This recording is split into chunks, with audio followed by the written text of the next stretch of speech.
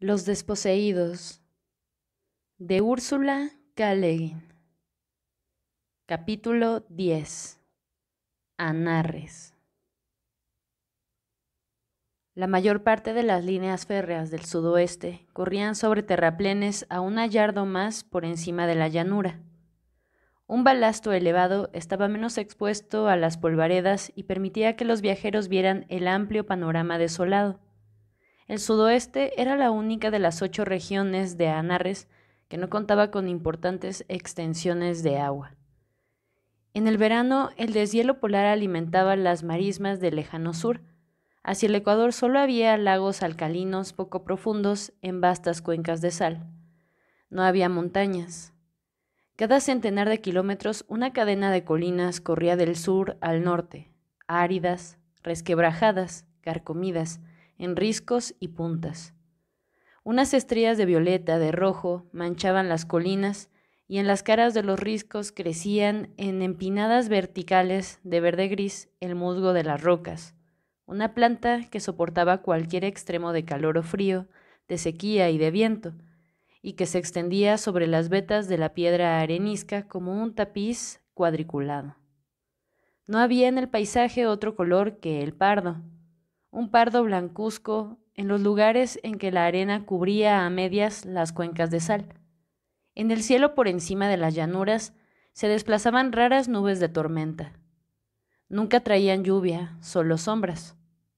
El terraplén y los rieles centellantes corrían hasta perderse de vista por detrás del furgón y también por delante, siempre en línea recta. Con el sudoeste no se puede hacer nada, dijo el conductor, nada más que atravesarlo. El hombre que lo acompañaba no contestó, pues se había quedado dormido. La cabeza se le sacudía junto con las vibraciones del motor. Las manos, endurecidas por el trabajo y ennegrecidas por la escarcha, descansaban flojas sobre los muslos. El rostro somnoliento era demacrado y triste. Había subido en montaña de cobre y como no habían otros pasajeros, el conductor le había pedido que viajara con él en la cabina. Se había dormido inmediatamente. De vez en cuando el conductor le echaba una mirada decepcionada, pero de simpatía. En los últimos años había visto tanta gente extenuada que le parecía la condición normal. El hombre despertó al final de la tarde y luego de contemplar un rato el desierto preguntó: ¿Siempre haces solo este viaje? Los últimos 3, 4 años. ¿Nunca has tenido una avería por aquí? Un par de veces. Llevo comida y agua en abundancia en la gaveta. A propósito, ¿tienes hambre? Todavía no. En un día o algo así me mandan desde Soledades el equipo de averías. ¿Es esa la población más cercana? Ajá. 1000 millas desde Cedep a Soledades. El trayecto más largo entre 2 ciudades en todo este mundo. He estado haciéndolo durante 11 años. ¿No estás cansado? No, me gustan los trabajos independientes. El pasajero asintió sin hablar. Y es algo seguro. Me gusta la rutina. Puedes imaginarlo. 15 días de camino, 15 libres con la compañera en Nueva Esperanza. Año va, año viene. Sequía, hambruna, cualquier cosa. No cambia nada, aquí siempre es sequía. Me gusta el viajecito. Saca el agua, ¿quieres? El enfriador está atrás, debajo de la gaveta. El pasajero trajo la botella y cada uno bebió un largo sorbo. El agua tenía un sabor indefinido, alcalino, pero estaba fresca. ¡Ah, qué buena!, exclamó con gratitud el pasajero. Apañó la botella y sentándose de nuevo en el asiento de delante, se desperezó tocando el techo con las manos. Así que eres un hombre acompañado, dijo. La simplicidad con que lo dijo le cayó bien al conductor, quien respondió: 18 años. Como si empezaras. Diantre, estoy de acuerdo con eso. Y eso es lo que algunos no ven.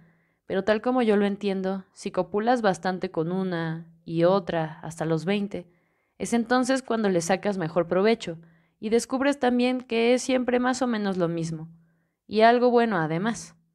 Pero aún así la diferencia no está en copular, está en la otra persona. Y 18 años es como si empezaras cuando descubres esa diferencia. Al menos si es una mujer lo que estás tratando de entender. A una mujer puede no durarle tanto el misterio de un hombre, aunque quizá representen una comedia. Como quiera que sea, ese es el gusto de la cosa. Los misterios y las comedias y todo lo demás, la variedad. La variedad no se obtiene solo yendo de un lado a otro. Anduve por todo Anarres de joven, por todas las divisiones manejando y cargando. He conocido hasta un centenar de chicas en las distintas ciudades. Terminó por aburrirme. Volví aquí y hago este viajecito cada 3 décadas. Año va, año viene, a través del mismo desierto, donde no puedes distinguir una duna de arena de la otra y todo es igual a lo largo de 1500 millas para cualquier lado que mires. Y vuelvo a casa a la misma compañera, y no me he aburrido ni una sola vez. No es ir de un lado a otro lo que te mantiene vivo, es tener tu propio tiempo, trabajar con el tiempo, no contra él. Así es, dijo el pasajero. ¿Dónde está la compañera? En el noreste, 4 años ahora. Eso es demasiado, dijo el conductor. Tendrían que haberos mandado juntos. No donde yo estuve. ¿Dónde? Codo, y después Valle Grande. Supe lo de Valle Grande. El conductor miró al pasajero con el respeto con que se mira a un sobreviviente. Vio la tez reseca y curtida del hombre, como carcomida hasta el hueso por la lluvia y el viento, la misma que había visto en otros sobrevivientes de los años de la hambruna en la polvareda. Fue un error intentar que esas refinerías continuaran trabajando.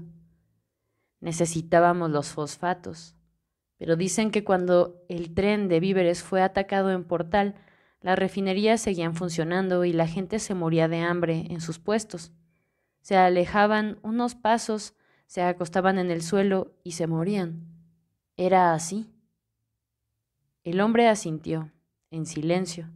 El conductor no preguntó más, pero al cabo de un rato dijo: No sé qué haría yo si alguna vez atacaran mi tren. ¿Nunca te pasó? No, es que no llevo víveres. Un furgón a lo sumo, para Alto Cedep. Este es un tren minero. Pero si me dieran un tren de víveres y me detuvieran, ¿qué haría? ¿Atropellarlos y llevar los víveres a destino? Pero demonios, ¿cómo vas a atropellar a niños, a viejos? Está mal que lo hagan, pero ¿los matarás por eso? No sé. Los rieles rectos y brillantes corrían bajo las ruedas. En el oeste las nubes proyectaban sobre la llanura grandes espejismos temblorosos, los espectros de sueños de lagos que se habían secado 10 millones de años atrás. Un síndico, un hombre que conocí durante años, hizo eso precisamente al norte de aquí, en el 66. Trataron de sacarle un furgón de granos. Retrocedió con la máquina y mató a un par de hombres antes de que despejaran los rieles. Eran como gusanos en el pescado podrido, espesos, decía. Hay 800 personas esperando ese furgón de grano, decía.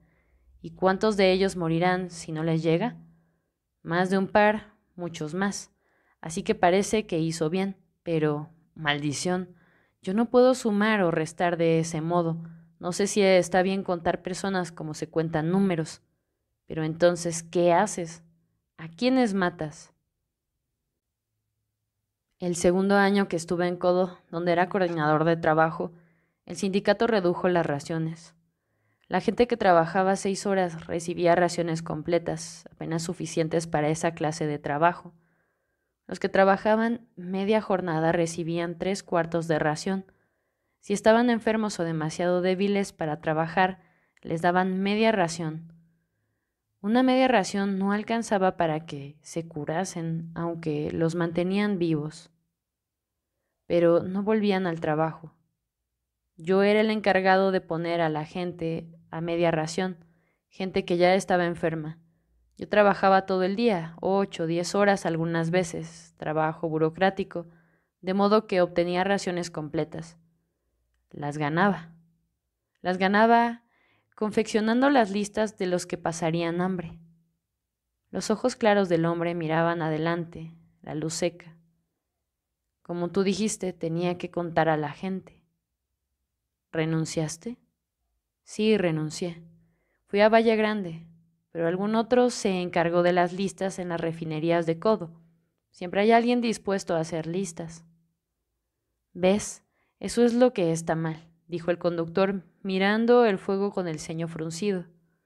Tenía una cara y un cráneo morenos y desnudos. No le quedaba vello ni pelo entre los pómulos y el occipital, aunque no podía tener más de 45. Era una cara fuerte, dura e inocente. Eso es lo que está espantosamente mal. Tenía que haber clausurado las refinerías. No se le puede pedir a un hombre que haga una cosa así. ¿No somos odonianos acaso? Un hombre puede perder los estribos, de acuerdo. Eso es lo que pasa a la gente que atacaba los trenes. Tenían hambre, los niños tenían hambre. Hacía demasiado tiempo que estaban hambrientos y allí había comida y no era para ti. Perdías los estribos y atacabas. Lo mismo con el amigo. Esa gente le estaba destrozando el tren, perdió los estribos y retrocedió. No le importó nada. No en ese momento. Más tarde tal vez. Pues se sintió enfermo cuando vio lo que había hecho, pero lo que te hacían hacer, diciendo, este vive y aquel muere, nadie tiene derecho a hacer ese trabajo o de pedirle a algún otro que lo haga. Han sido malos tiempos, hermano, dijo el pasajero con gentileza, observando la llanura deslumbrante donde los espectros del agua ondulaban y volaban con el viento. El viejo dirigible de carga anadeó por encima de las montañas y amarró en el aeropuerto en la montaña Riñón. Bajaron 3 pasajeros. En el preciso momento en que el último de los 3 pisaba el suelo se encrespó y se encabritó. Terremoto, observó el hombre. Era un residente local que regresaba a casa. Maldito sea, mira ese polvo. Algún día aterrizaremos aquí y no habrá más montaña. 2 de los pasajeros optaron por esperar a que cargaran los camiones.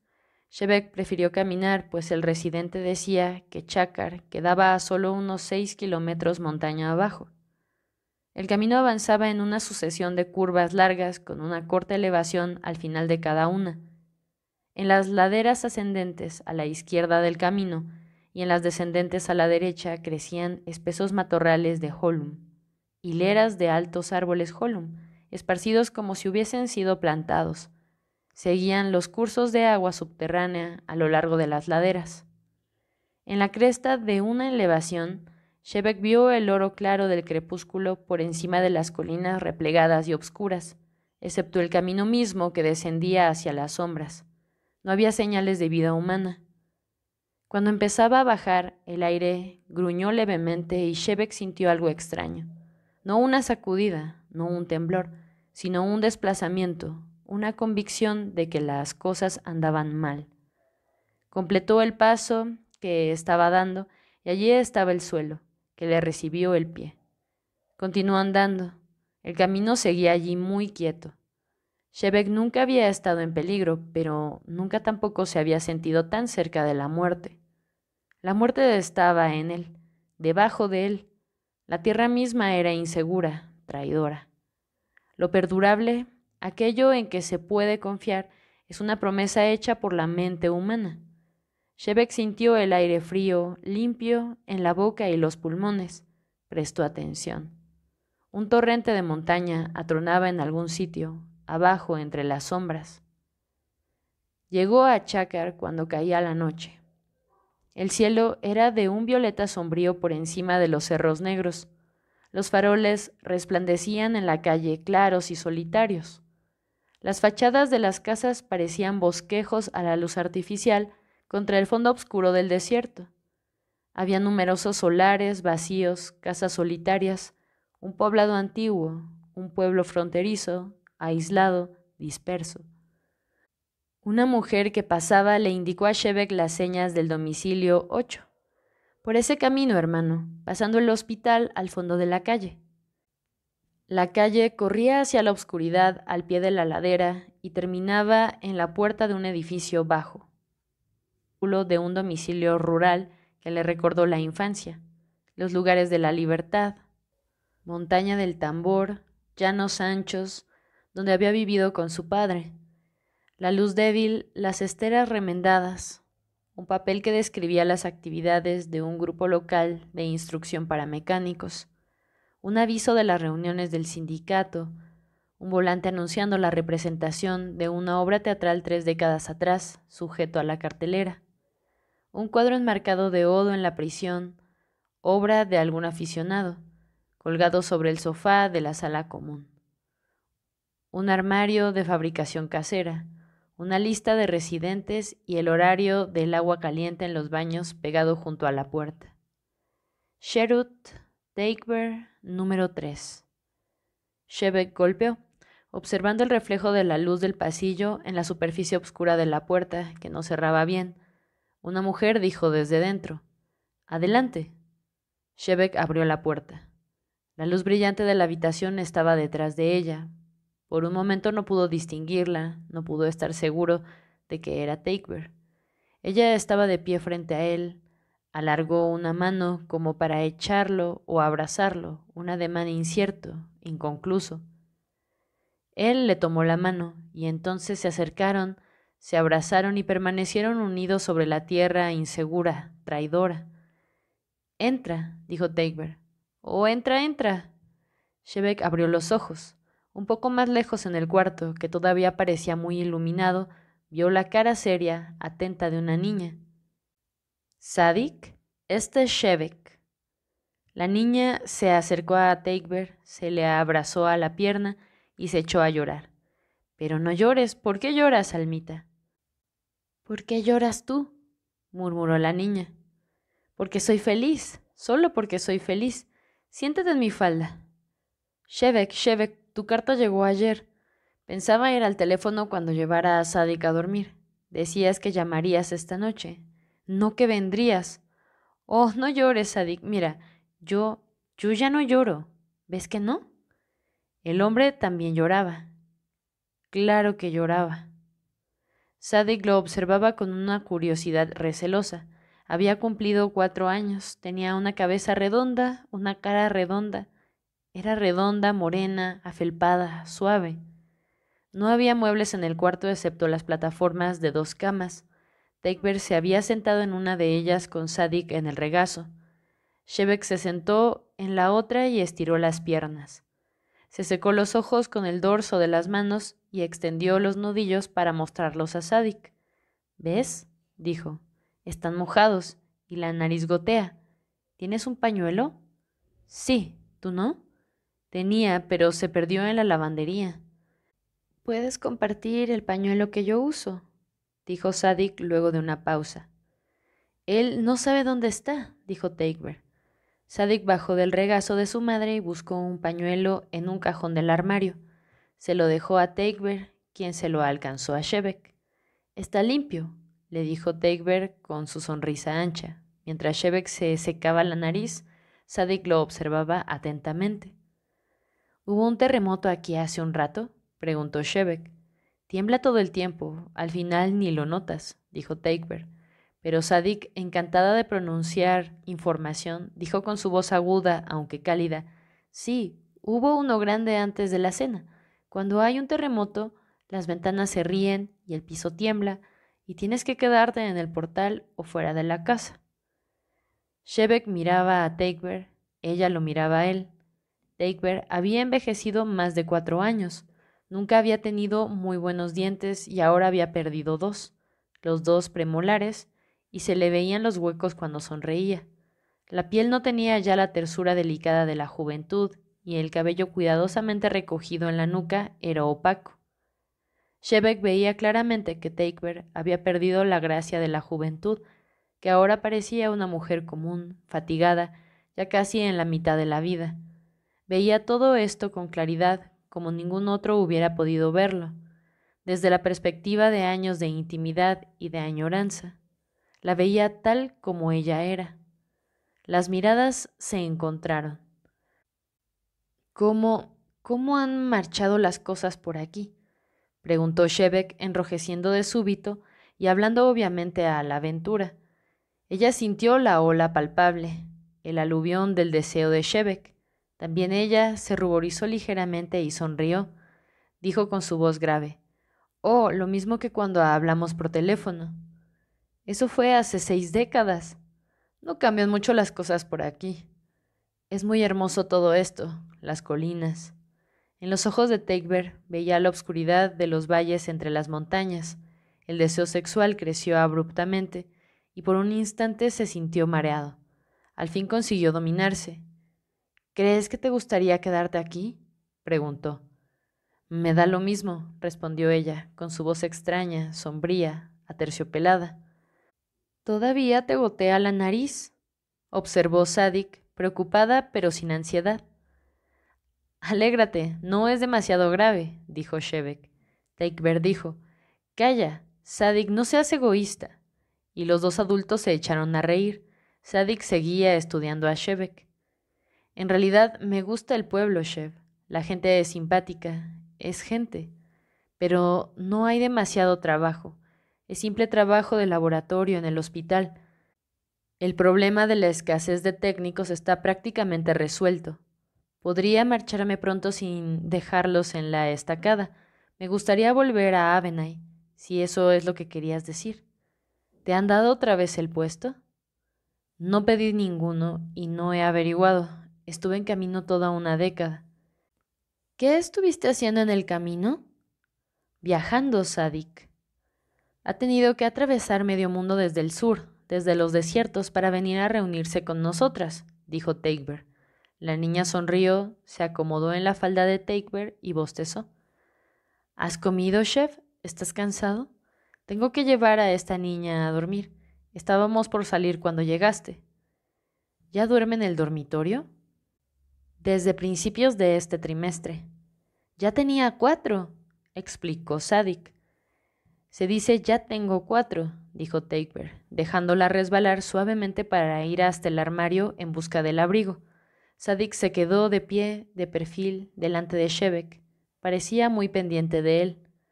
Pero tenía 4, ahora tengo más de 4, le dijo. Una temporalista lo mismo que el padre. No puedes tener 4 y más de 4 al mismo tiempo, ¿verdad que no?, preguntó la niña, adivinando la aprobación de Shevek y hablándole directamente. Oh, sí, claro, y puedes tener 4 y casi 5 al mismo tiempo, además. Sentado en la plataforma baja, Shevek podía mantener la cabeza al nivel de la de Sadik, para que ella no tuviera que mirarlo alzando los ojos. Pero me había olvidado de que tienes casi 5, ¿sabes? La última vez que te vi eras apenas menos que nada. ¿De veras? El tono era de evidente coquetería. Sí, eras así de grande. Shevek separó las manos, no a mucha distancia. ¿Ya sabía hablar? Sabías decir ¡Ua! Y un par de cosas más. ¿Despertaba a todos en el domicilio como el bebé de Cheven?, inquirió Sadik con una sonrisa ancha, alborozada. Por supuesto. ¿Y cuándo aprendí a hablar de verdad? Al año y medio más o menos, dijo Teichberg. Y no has parado desde entonces. ¿Dónde está el sombrero, Sadikiki? En la escuela. Odio ese sombrero que uso, informó Sadik a Shevek. Caminaron con la niña por las calles ventosas hasta el dormitorio del centro de aprendizaje y la acompañaron a la antesala. Era un lugar pequeño y también desmantelado, pero lo alegraban las pinturas de los niños y varias miniaturas de bronce que reproducían máquinas y una multitud de casas de juguete y gente de madera pintada de distintos colores. Sadik se despidió de su madre con un beso y volviéndose a Shevek alzó los brazos. Él se agachó y la niña lo besó formal pero resueltamente. Buenas noches, dijo, y entró con la asistente nocturna bostezando. Oyeron la voz de la niña y la voz calmosa de la asistente sosegándola. Es hermosa, Teichberg. Hermosa, sana, inteligente. Está malcriada, me temo. No, no, lo has hecho bien, fantásticamente bien. En tiempos como estos. No fueron tan malos por aquí, no como en el sur, dijo Teichberg mirándolo a la cara cuando salieron del dormitorio. Aquí los niños podían comer, no demasiado bien, pero lo suficiente. Aquí una comunidad puede cultivar alimentos. Si no hay otra cosa, están los matorrales de Hollum. Puedes recoger las semillas y molerlas para hacer harina. Aquí nadie pasó hambre. Pero es cierto que he malcriado a Sadik. La amamanté hasta los 3 años, claro. ¿Por qué no? Cuando no había nada bueno para alimentarla. Sin embargo, en la planta de investigación de Rolny no estaban de acuerdo. Pretendían que la dejara en el parvulario todo el día. Decían que yo parecía una propietaria con la niña y que no ponía todo de mi parte para que la sociedad saliera de la crisis. En realidad tenían razón, pero era tan puritano. Ninguno de ellos comprendía lo que es sentirse solo. Eran un grupo sin carácter, pero las mujeres me hostigaban más que los otros porque seguía dando de mamar, auténticas aprovechadas del cuerpo. Lo soporté, pues allí la comida era buena, y yo probaba buscando algas comestibles, pues algunas veces se obtenía más que una ración normal, aunque en verdad sabían a cola, hasta que al fin encontraron a alguien que se adaptaba mejor. Entonces fui a Nuevo Principio por unas 10 décadas. Eso fue en el invierno, hace 2 años, esa larga temporada en que el correo no funcionó, cuando las cosas andaban tan mal allí donde estabas. En Nuevo Principio vi este puesto en la lista y vine. Sadik siguió conmigo en el domicilio hasta este otoño. Todavía la echo de menos. Hay tanto silencio en el cuarto. ¿No hay una compañera de cuarto? Sherut es muy buena, pero trabaja en el hospital en el turno de la noche. Era tiempo que Sadik se fuera. Le hace bien convivir con otros niños. Se estaba volviendo tímida. Lo tomó muy bien, lo de ir allí, con mucho estoicismo. Los niños pequeños son estoicos. Lloran por un simple porrazo, pero las cosas grandes las toman como vienen. No lloriquean como tantos adultos. Siguieron caminando lado a lado. Habían salido las estrellas otoñales, increíbles en número y en brillantez, titilando y casi parpadeando a causa del polvo levantado por el terremoto y el viento, y el cielo entero parecía temblar, un centelleo de briznas de diamante, un chisporroteo de sol sobre un mar de tinieblas. Bajo aquel esplendor inquieto se recortaban las colinas negras y compactas, los cantos de los tejados, la media luz de los faroles de la calle. Hace 4 años, dijo Shebek. Hace 4 años que volví a Avenay de ese lugar en Levante del Sur. ¿Cómo se llamaba? Saltos Colorados. Era una noche como esta, con viento, con estrellas. Corrí todo el trayecto desde la calle de los Llanos hasta el domicilio, y no estabais ahí. Os habíais marchado. 4 años. En el momento en que me fui de Avenay, supe que había sido una locura marcharme. Con hambruna o sin hambruna, tenía que haber rechazado el puesto. Eso no habría cambiado mucho las cosas. Saúl me estaba esperando para anunciarme que me habían echado del instituto. Si yo hubiese estado allí, no te habrías ido a la polvareda. Tal vez no, pero tampoco hubiéramos estado juntos. Hubo un tiempo en que parecía que nada podía continuar en pie, ¿no es cierto? Las poblaciones del sudoeste. No había quedado un solo niño ahí, y todavía no han vuelto. Mandaron a la gente al norte, a regiones donde había comida o alguna posibilidad de que la hubiera. La gente se quedó allí para atender a las minas y las refinerías. Es un milagro que nos hayamos salvado todos nosotros, ¿no? Pero maldita sea, me voy a dedicar a mi trabajo por un tiempo ahora. Teichberg le tomó el brazo. Shebek se detuvo en seco, como fulminado de golpe por aquel contacto. Ella lo sacudió sonriendo. No comiste, ¿no? No. Oh, Teichberg, he estado enfermo por ti. Enfermo por ti. Se unieron, abrazándose con pasión, en la calle oscura entre los faroles bajo las estrellas. Se separaron con igual brusquedad y Shebek retrocedió hasta recostarse contra la pared más cercana. Será mejor que coma algo, dijo, y Teichberg añadió, sí, o te caerás en la calle, vamos. Caminaron a lo largo de la calle hasta el comedor, el edificio más grande de Chácar. La hora de la cena había pasado, pero los cocineros estaban comiendo y pudieron ofrecer al viajero un tazón de caldo y el pan que quisiera. Estaban todos sentados alrededor de la mesa más próxima a la cocina. Las otras mesas ya habían sido preparadas para el desayuno de la mañana. La gran sala era cavernosa, el techo se perdía en las sombras y el fondo estaba a oscuras, excepto allí donde una vasija o un tazón parpadeaban sobre una mesa oscura, reflejando la luz. Los cocineros y los ayudantes eran un grupo callado, cansado después de las tareas del día. Comían deprisa, sin hablar demasiado ni prestar demasiada atención a Takeber y el desconocido. Uno tras otro, terminaron de cenar, se levantaron y llevaron los platos a las artesas de la cocina. Una mujer vieja dijo al levantarse: «No corre prisa, Amarri.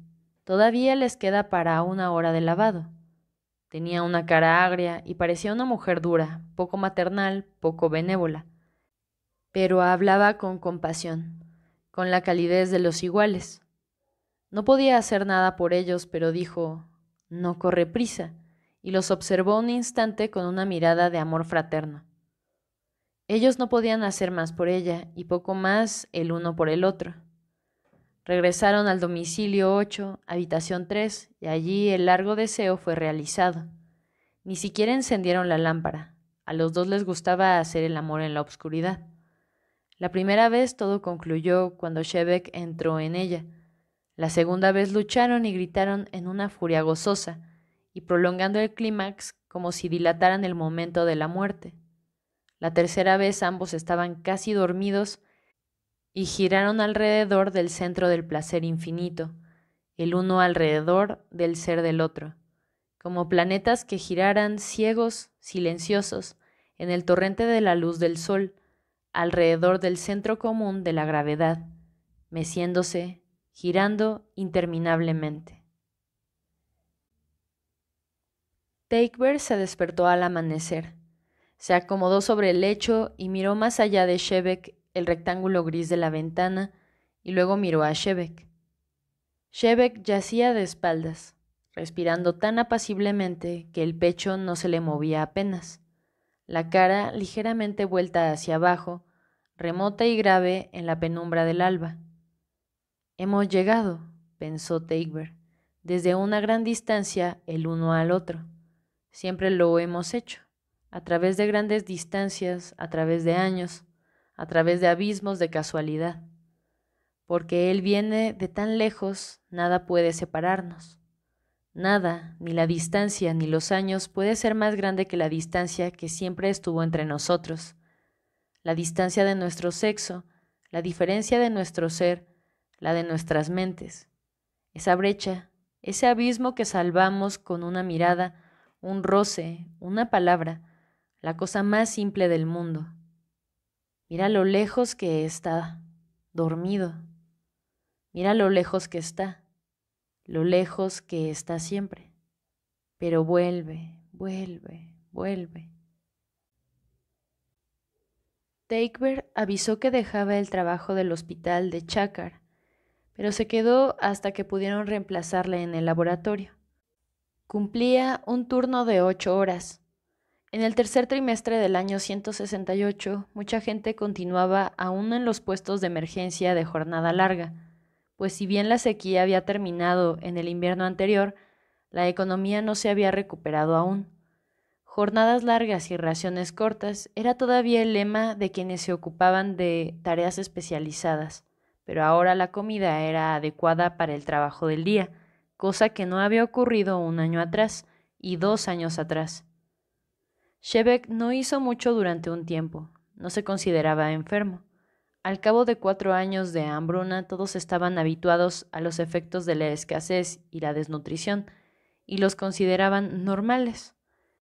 Tenía la tos del polvo, endémica de las comunidades del desierto del sur, una irritación crónica de los bronquios parecida a la silicosis y otras enfermedades de los mineros, pero también esta tos era inevitable en los parajes en que había vivido. Disfrutaba del hecho de que si no tenía ganas de hacer nada, no había nada que tuviese que hacer. Durante algunos días él y Sherut compartieron el cuarto en las horas de luz, durmiendo ambos hasta bien avanzada la tarde. Luego Sherut, una mujer plácida de 40 años, se mudó a la casa de otra mujer que trabajaba de noche, y Shebek y Takwer tuvieron el cuarto para ellos solos durante las 4 décadas que aún permanecieron en Chakar. Mientras Takwer estaba en el trabajo, Shebek dormía o paseaba por los campos o por las colinas secas y desnudas en lo alto del poblado. Iba a última hora de la tarde al centro de aprendizaje y observaba a Sadik y a los otros niños en los patios de juego, o participaba con pasión, como suelen hacerlo los adultos, en el proyecto de los niños. Un grupo de desaforados carpinteros de 7 años o un par de topógrafos de 12 que tenían problemas con la triangulación. Luego caminaba con Sadik hasta el cuarto. Se reunían con Takber cuando ella salía del trabajo e iban juntos a los baños o al comedor.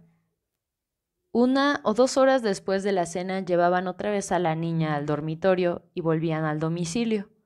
Los días eran maravillosamente plácidos, al sol del otoño, en el silencio de las colinas.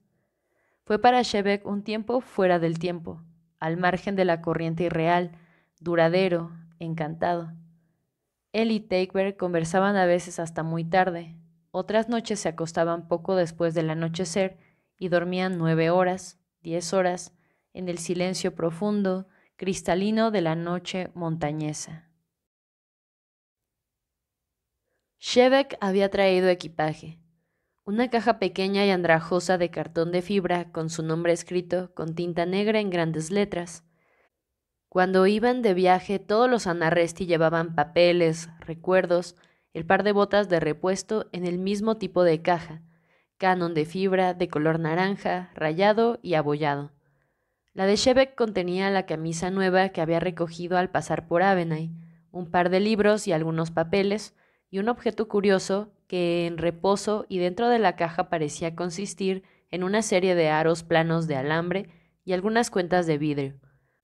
Lo mostró a Sadik con cierto misterio a la segunda noche de estar allí. «Es un collar», dijo la niña con asombro. La gente de las pequeñas ciudades usaba joyas en abundancia.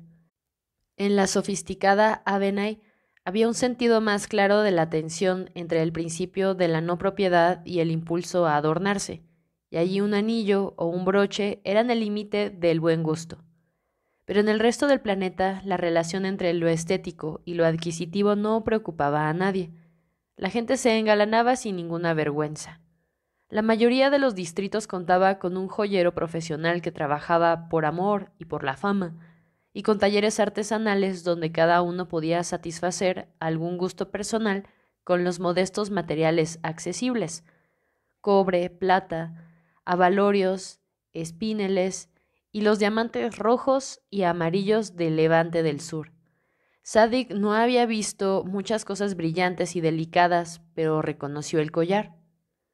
«No, mira», le dijo su padre, y con solemnidad y destreza levantó el objeto del hilo que unía los aros. Colgado de la mano de Shebek, el objeto se animó. Los aros giraron libremente, descubriendo airosas esferas concéntricas. Las cuentas de vidrio centellaron a la luz de la lámpara. «¡Oh, hermoso!», dijo la niña. «¿Qué es?». «Se cuelga del techo. ¿Hay un clavo aquí?». «El gancho para el abrigo servirá, hasta que pueda conseguir un clavo en suministros». «¿Sabes quién lo hizo, Sadik?». «No, tú lo hiciste». «Ella lo hizo». «La madre, lo hizo ella». Se volvió a Takber. «Es mi favorito, el que tenía colgado sobre el escritorio. Le di los otros a Bedap, no los iba a dejar allí para la vieja, ¿cómo se llama? Misia, envidia, del fondo del corredor». «Oh, Bennu, hacía años que no pensaba en ella». Takber se sacudía de risa, miraba el móvil como atemorizada. Sadik continuaba observándolo mientras giraba, silencioso, buscando su equilibrio. «Desearía», dijo al cabo, con cautela, «poder compartirlo una noche sobre la cama del dormitorio». «Haré uno para ti, alma querida, todas las noches». «¿De verdad puedes hacerlos, Takber?». Bueno, los hacía. Creo que podría hacerte uno. Ahora las lágrimas eran visibles en los ojos de Teichberg. Shebeck la abrazó. Los dos estaban todavía impacientes, demasiado tensos. Sadik los observó abrazados un momento con una mirada serena, una mirada tranquila, atenta, y luego se volvió a contemplar el ocupante del espacio deshabitado. Cuando estaban solos por las noches, hablaban a menudo de Sadik. Teichberg se preocupaba demasiado por la niña, a falta de otras intimidades, y las ambiciones y angustias maternas le turbaban de algún modo el sentido común. Aquello no era natural para Teichberg, ni la competencia ni la sobreprotección eran motivos poderosos en la vida de una Anna Resti. Le alegraba poder confesar esas preocupaciones y librarse de ellas ahora que la presencia de Shebeck se lo permitía. Las primeras noches era ella quien llevaba la mayor parte de la conversación, y él escuchaba como hubiera podido escuchar una música o el rumor del agua, sin intentar responder. No había hablado mucho desde hacía 4 años. Había perdido el hábito de la conversación. Teichberg, como siempre, hasta ahora, lo sacaba del silencio. Más adelante era él el que hablaba más, aunque siempre pendiente de las respuestas de ella. ¿Te acuerdas, Trin? Le preguntó una noche. Hacía frío, había llegado el invierno, y el cuarto, el más alejado de los hornos del domicilio, nunca se calentaba mucho, ni aun con la llave totalmente abierta. Habían quitado las ropas de la cama de las 2 plataformas y estaban acurrucados juntos en la más próxima al calefactor. Shebeck usaba una camisa viejísima, muy lavada, para abrigarse el pecho, pues le gustaba estar en cama sentado. Teichberg, sin nada de ropa, se había tapado hasta las orejas. ¿Qué fue de la manta naranja? Dijo. ¡Qué propietaria! La dejé. ¿A misa envidia? ¡Qué pena! No soy propietaria, solo sentimental. Fue la primera manta que nos abrigó. No, no fue esa. Creo que usamos otra manta allá arriba, en el Neceras. Si la usamos, no la recuerdo. Teichberg rió. ¿Por quién me preguntaste? Tirin. No recuerdo. Del regional de Poniente del Norte, un chico trigueño de nariz respingada. Oh, Tirin, claro. Estaba pensando en Avenay. Lo vi, en el sudeste. ¿Viste a Trin? ¿Cómo estaba? Shebeck no dijo nada durante un momento, pasando un dedo por la trama de la manta. ¿Recuerdas lo que Vedab nos contó? Que seguían dándole puestos Klegish y que iba de un lado a otro y que por último fue a la isla Segbina, ¿no? Y que luego le perdió la pista. ¿Viste la obra que presentó, la que le creó todos los problemas? En el festival de verano, después que tú te fuiste. Oh, sí, no la recuerdo. Hace tanto tiempo. Era tonta. Ingeniosa. Tirin era ingenioso. Pero tonto. Era sobre un Urrasti, eso es. Este Urrasti se esconde en un tanque hidropónico en el carguero a la luna y respira por una pajita y come las raíces de las plantas. Te dije que era tonta. Y así viaja de contrabando a Anarres. Y entonces va de aquí para allá tratando de comprar cosas en los depósitos y de venderle cosas a la gente, y guardando pepitas de oro hasta que lleva tantas encima que no puede moverse. Entonces tiene que quedarse donde está, y construye un palacio, y se llama a sí mismo el amo de Anarres. Y había una escena muy divertida en la que él y la mujer quieren copular, y ella está abierta de par en par y dispuesta, pero él no puede hacerlo hasta haberle dado primero las pepitas de oro para pagarle. Y ella no las quiere. Eso era cómico, la mujer tirada en el suelo y agitando las piernas, y él abalanzándose sobre ella, y de pronto saltaba como si lo hubieran mordido, diciendo, no debo, no es moral, no es un buen negocio. Pobre Tirin, era tan divertido y tan vital. ¿Él hacía el papel de Lurrasti? Sí, estaba maravilloso. Me mostró la obra varias veces. ¿Dónde te encontraste con él? ¿En el Valle Grande? No, antes, en Codo. Era portero de la fábrica. ¿Él lo había elegido? No creo que Tyr estuviera en condiciones de elegir en ese entonces. Vedab siempre pensó que lo obligaron a ir a Segvina, que lo forzaron a solicitar terapia. No sé. Cuando lo vi varios años después de la terapia, era una persona destruida. ¿Piensas que le hicieron algo en Segvina? No sé. Yo creo que el hospicio trata en serio de dar refugio y amparo a la gente. Según las publicaciones sindicales, son al menos altruistas. Dudo que llevaran a Tyrion a ese extremo. ¿Pero qué lo destruyó entonces? ¿Solo no haber encontrado el puesto que quería? La obra lo destruyó. ¿La obra? ¿El alboroto que armaron esos viejos inmundos? Oh, pero escucha, para que te vuelva loco un sermón moralista de ese tipo, tienes que estar loco antes, con no hacerles caso. Tyr ya estaba loco, de acuerdo con las pautas de nuestra sociedad. ¿Qué quieres decir? Bueno, yo creo que Tyr es un artista nato, no un artesano, un creador, un inventor, destructor, de esa especie que tiene que ponerlo todo patas arriba y luego darlo vuelta del revés, un escritor satírico, un genio mordaz. ¿Tan buena era la obra?, preguntó Takebert ingenuamente, asomando unos centímetros por debajo de las mantas y estudiando el perfil de Shevek. No, no lo creo. Ha de haber sido graciosa en escena. Al fin y al cabo no tenía más de 20 años cuando la escribió. La sigue escribiendo todo el tiempo. Nunca ha escrito ninguna otra cosa.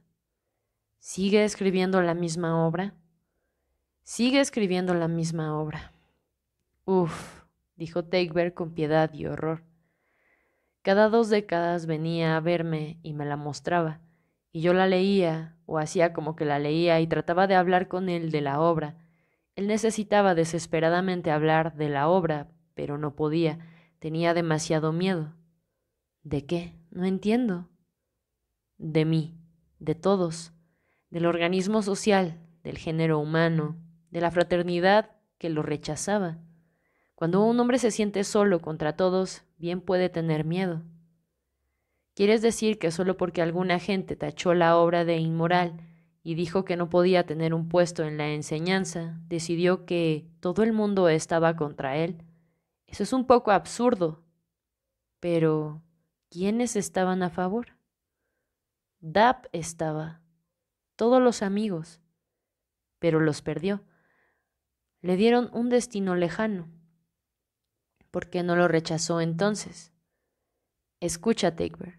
Yo pensé lo mismo exactamente. Es lo que decimos siempre. Tú lo dijiste, que hubieras tenido que negarte a ir a Rolny. Yo lo dije, ni bien llegué a Codo, soy un hombre libre. No tenía que venir aquí. Siempre lo pensamos y lo decimos, pero no lo hacemos. Conservamos nuestra capacidad de iniciativa arropada y a salvo en nuestra mente, como en un cuarto en el que podemos entrar y decir, no tengo la obligación de hacer nada, puedo elegir, soy libre. Y luego salimos de la buhardilla de nuestra mente y vamos a donde nos manda la CPD y nos quedamos allí hasta que nos cambian de destino. Oh, chef, eso no es cierto. Solo desde la sequía. Antes no había ni la mitad de todo eso. La gente trabajaba donde quería y se unía a un sindicato o formaba uno, y luego se empadronaba en la DIPTRAB. La DIPTRAB asignaba destino sobre todo a la gente que prefería estar en el padrón de trabajos generales. Vamos a volver a eso, ahora. No sé. Tendríamos que volver, desde luego. Pero ya antes de la hambruna las cosas no iban en esa dirección. Al contrario, Vedab tenía razón. Cada emergencia, cada leva incluso, tiene a incrementar la maquinaria burocrática dentro de la CPD y le da una suerte de rigidez. Esta es la forma en que se hacía, esta es la forma en que se hace, esta es la forma en que tiene que hacerse. Hubo mucho de todo eso antes de la sequía. 5 años de control riguroso puede haber estropeado el sistema de modo permanente. No pongas esa cara de escéptica, escucha, dime, ¿cuántas personas conoces que se hayan negado a aceptar un destino, aún antes de la hambruna? Dagobert reflexionó sobre la pregunta. ¿Sin contar los Nuchnibi? No. Los Nuchnibi son importantes. Bueno, algunos de los amigos de Dap, ese compositor tan simpático Salas, y algunos de los parias también. Cuando yo era pequeña solían pasar por Valle Redondo Nuchnibi verdaderos. Son los que robaban, o así siempre lo pensé. Contaban mentiras y cuentos tan preciosos y echaban la buenaventura, y todo el mundo estaba contento de verlos y de mantenerlos y alimentarlos mientras se quedaban allí, pero nunca se quedaban mucho tiempo. Y luego la gente común del pueblo preparaba el equipaje y se marchaba, los chicos generalmente. Algunos odiaban el trabajo en los campos, abandonaban sus puestos y se iban. La gente hace eso en todas partes, todo el tiempo. Van de un lado a otro buscando algo mejor. No llamarás a eso negarse a aceptar un destino. ¿Por qué no? ¿A dónde quieres llegar? Gruñó Dagobert, alejándose bajo la manta. Bueno, a esto, que nos avergüenza decir que hemos rechazado un destino, que la conciencia social domina por completo a la conciencia individual. No hay equilibrio, nosotros no cooperamos, obedecemos.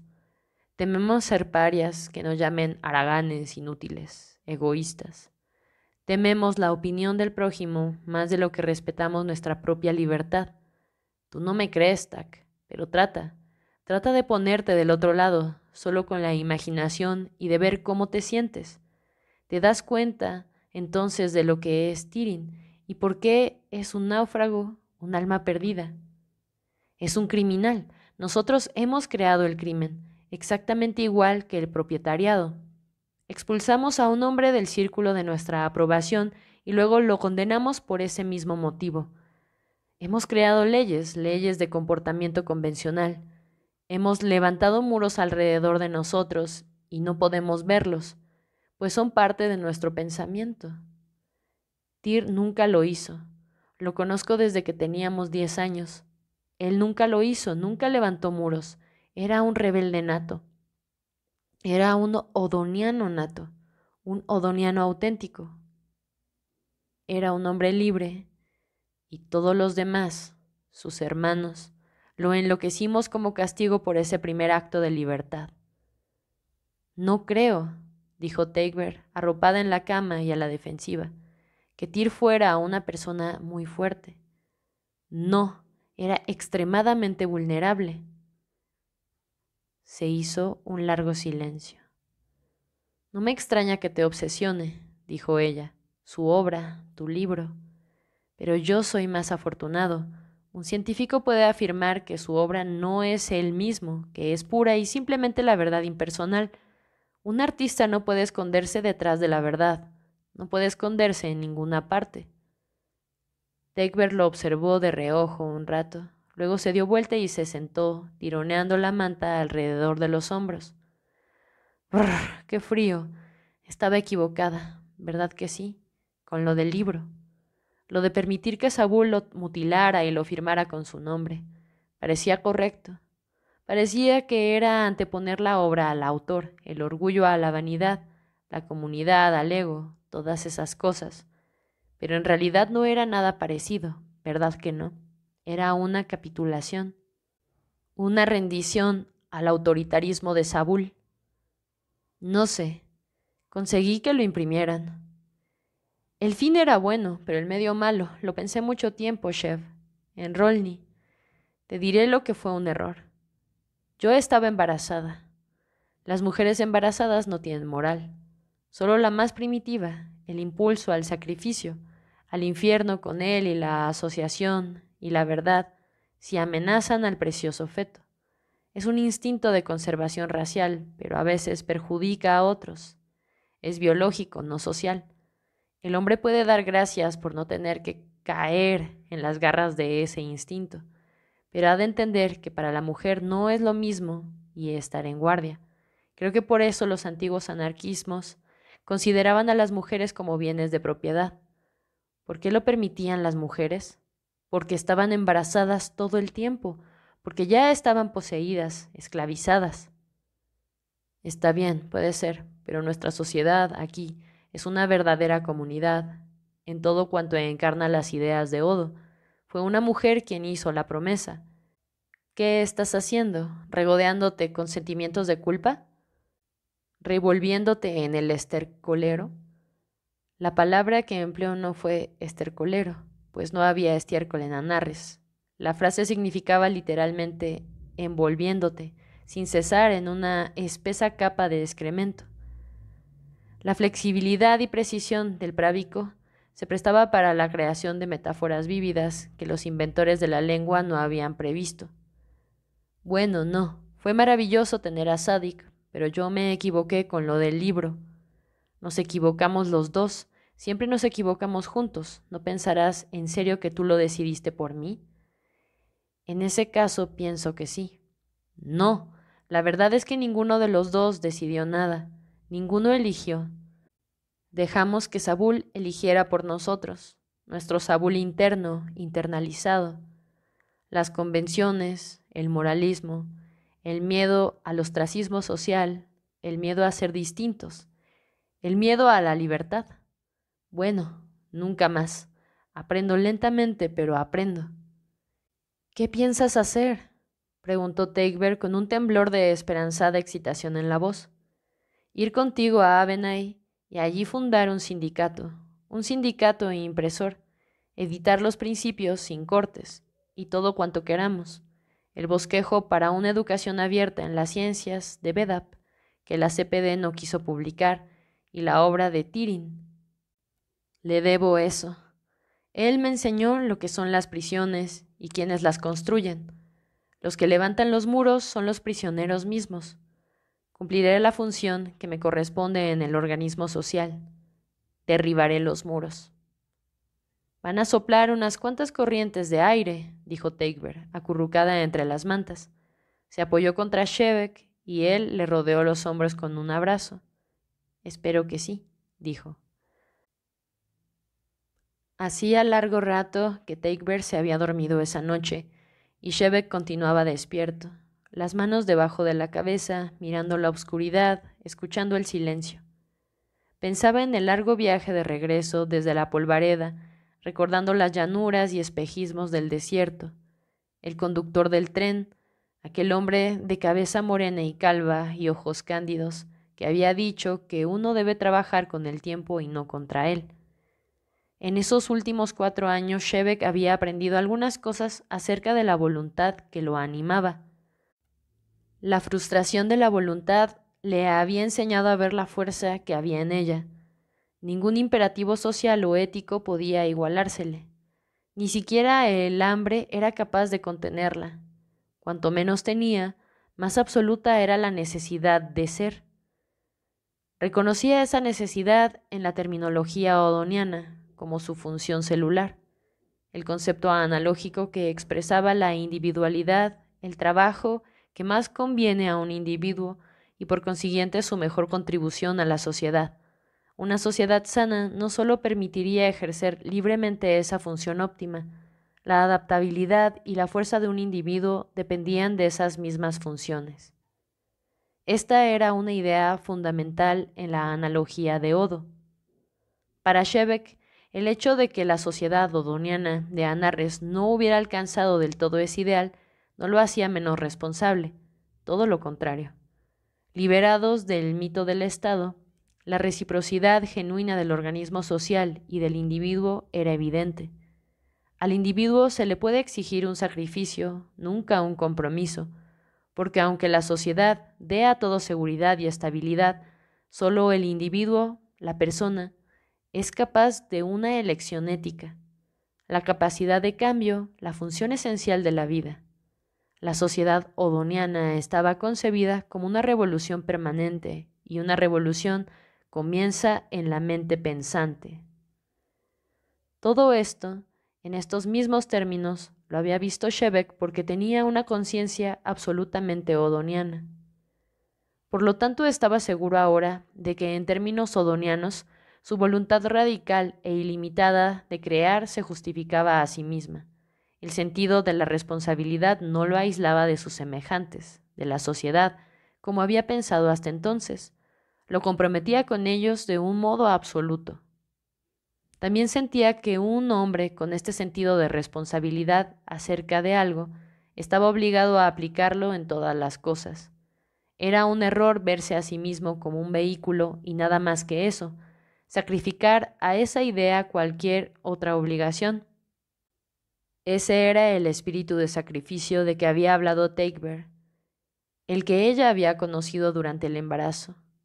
Lo había confesado con algo de espanto, de repulsión, pues también ella era odoniana y no admitía que alguien separase los medios de los fines.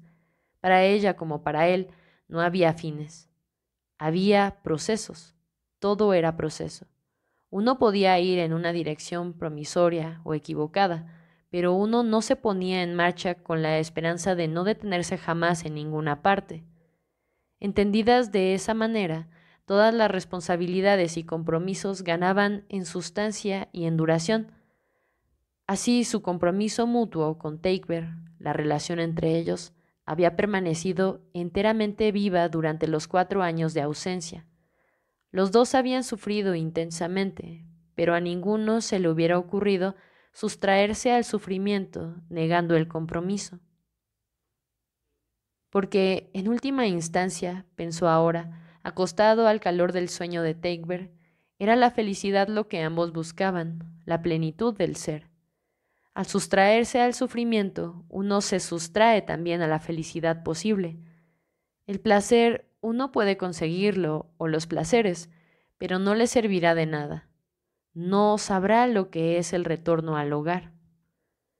Takeber suspiró levemente en sueños, como si aprobara, y se dio vuelta, persiguiendo algún sueño apacible. La realización, reflexionó Shebeck, es una función del tiempo. La búsqueda del placer es circular, repetitiva, atemporal. La variedad que persigue a el espectador, el cazador de emociones, el sexualmente promiscuo, siempre concluye en el mismo lugar. Tiene un final. Llega al final y tiene que volver a empezar. No es un viaje y un retorno, sino un círculo cerrado, un claustro, una celda. Fuera del claustro está el paisaje del tiempo, en el que es posible con suerte y coraje construir los frágiles provisorios e improbables caminos y ciudades de fidelidad, un paisaje habitable para seres humanos. Ningún acto es verdaderamente humano hasta que ocurre dentro del paisaje del pasado y el futuro.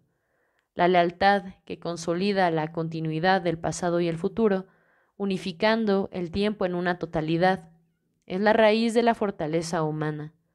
No se obtiene ningún bien si se prescinde de ella.